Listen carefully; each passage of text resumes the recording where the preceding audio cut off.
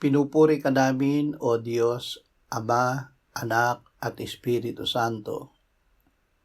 Salamat, Ama, na ibinigay mo sa amin si Jesus na iyong anak, na namatay para sa aming kasalanan, iyong muling binuhay, iniakyat at iniluklok sa iyong kanan sa langit.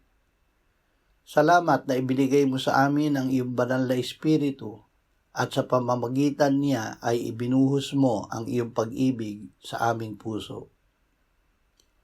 Ama, wala kaming mapanghahawakang matuwid na aming nagawa. Salamat na mapanghahawakan namin na ikaw ay Diyos ng lahat ng biyaya at sagana sa awa.